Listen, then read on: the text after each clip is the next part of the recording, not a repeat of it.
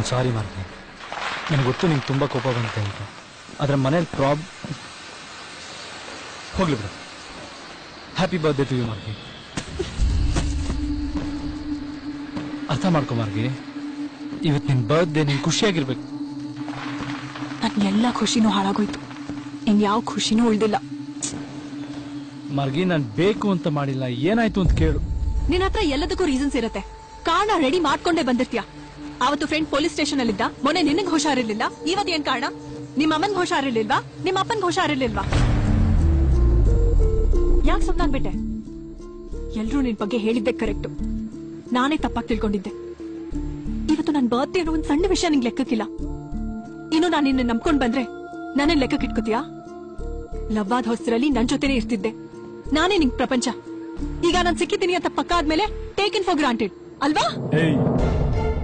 ಹುಟ್ಟಿದ ದಿನ ನೋಯಿಸಬಾರ್ದು ಅಂತ ಸುಮ್ನಿದ್ರೆ ಏನ್ ಬೇಜಾನ್ ಮಾತಾಡ್ತಿದ್ಯಾ?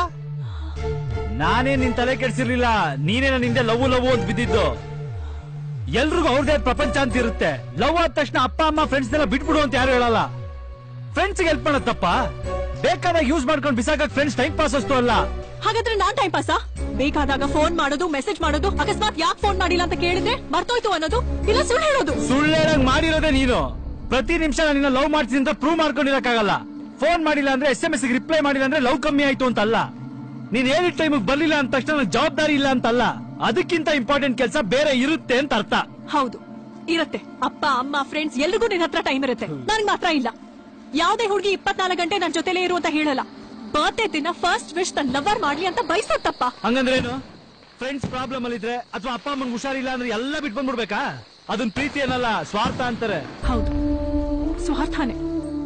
ನಾವು ಮಾತ್ರ ನಿಮ್ಮ ನಂಬಿ ಮದ್ವೆ ಆಗಿ ಅಪ್ಪ ಅಮ್ಮ ಫ್ರೆಂಡ್ಸ್ ಎಲ್ರನ್ನು ಬಿಟ್ಟು ನಮ್ಮ ಆಸೆಗಳನ್ನ ಬಚ್ಚಿಟ್ಟು ಬರ್ತೀವಲ್ಲ, ಅದು ನಿಮ್ ಪ್ರಕಾರ ಸ್ವಾರ್ಥ ಅಲ್ಲ, ಅದು ಪ್ರೀತಿ.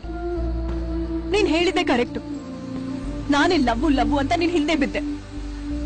ಆದ್ರೆ ನಿಂಗ ಲವ್ವೇ ಇಲ್ಲ, ನಿನ್ನ ನಂಬಿ ತಪ್ಪಾಡ್ದೆ.